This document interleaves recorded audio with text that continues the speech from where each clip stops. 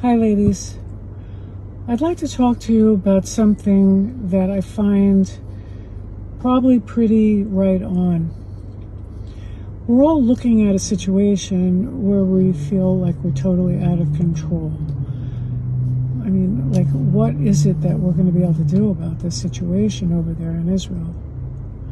So I was trying to figure, yes, everybody's saying Tehillim, yes, we pray every day.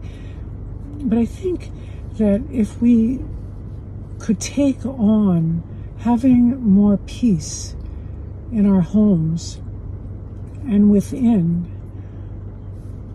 maybe that would help. Like having conflict in our homes as well as internally is very, very disruptive to the energy around us. So while, look, am I saying that this is going to stop the war? No. But what I'm saying is that we want to have some feeling that we're taking something on, and maybe it'll be good for the cause that we're all suffering from. So many times I go over, the brain and how this amygdala thing is responsible for the fight or flight, and we get in these cycles with our partners, and this is a much longer class than I want to go through right now, but I wanted to give you some things that you might be able to stave off some arguments that you might be facing, whether it be with workers, your parents, your kids, or your partner, where you'd be able to be addressing the situation, so indirectly you'll feel like you had something to say, as opposed to shutting up and saying nothing, and also by being able to not speak aggressively, which will bring out their defense mechanism and keep yourselves in this spiral that we keep finding ourselves in. So I've written these things down. The first one I'd like to say is saying to this person, that's your opinion. So what does saying to someone, that's your opinion, do? Briefly, what that does is it gives them a place to be able to voice their opinion. And even though you don't agree with them, you haven't come out in a direct confrontation, but yet you let them know very subtly that you do disagree by saying that's your opinion. And you get your point across much better this way. Also, you're entitled to feel this way. Telling somebody that they're entitled to feel the way they feel does the same exact thing. It doesn't completely disregard what they're saying. It gives them a feeling like entitlement to think and say what they're saying. You are disagreeing with them, but not in a direct confrontation. I'm talking about trying here to circumvent these continuous elephants in the room and these continuous fights that we're having. You could also say, I'm not available for this conversation right now. Maybe it's the wrong time. Maybe you'll never get back to this conversation. But it pushes the person off by holding a boundary that right now, this is not a good time for me. And I'm going to not discuss this issue without going into direct confrontation.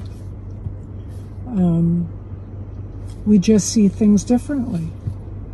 Sometimes that's enough to be able to listen to a person explain their side, and you don't buy it, no how, but we see things differently.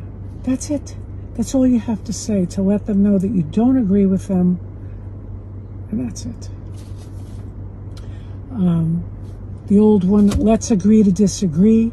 We all have heard that one. I will not tolerate being spoken to this way. That's another boundary. Like, I'm not getting pulled into this. You are acting and speaking aggressively to me. I am not going to allow my amygdala, my child, my fight or flight to get engaged. That is what that statement means. And here's a really good one. I'm done explaining myself. I'm done explaining myself is perfect, because the likelihood that you have tried before, and many times probably, to get your point across, but it's not going in because they're in a state of in a defense mechanism, and when you're in a defense mechanism, the hearing shuts down. So you're really talking to yourself. So there's no point in doing that. So it's like, I'm done explaining myself. That doesn't work for me. In other words, I don't want to do it. Just, that doesn't work for me. Let them say, let them talk, let them give over what they want to hear, what they want you to hear. That doesn't work for me. You don't have to explain to them why. You don't have to explain anything. Another good one is, I hear you. I hear you. Now that obviously speaks for itself, because, I think that's that's a favorite. I hear you, I hear. What does that do? That allows the person to know that after they got done venting, whatever they were doing all over you, I hear you, I hear. And that's it. Not every time something is said do you need to make a comment about it or a comeback. That says it pretty good, I'd say. This isn't my favorite, but this is also pretty good. I'm focusing on my peace right now. In other words, I can't have this conversation right now. I'm keeping myself calm, and I'm at this moment focusing on myself, on my peace. So that's, like a couple of good things to, I would say, jot them down and kind of memorize them and use them whenever you need them, because there's ways in which to speak to people that doesn't bring up aggression. And what we want to do is get rid of aggression. We could see it out there, we could see it in the house, and we could see it inside here. So be very mindful also of the way you're speaking to yourself in here. We don't talk negatively to ourselves. We're not aggressive with ourselves. We have to change the voice, and we have to change the speech. So, Zrat Hashem, we should see better days here.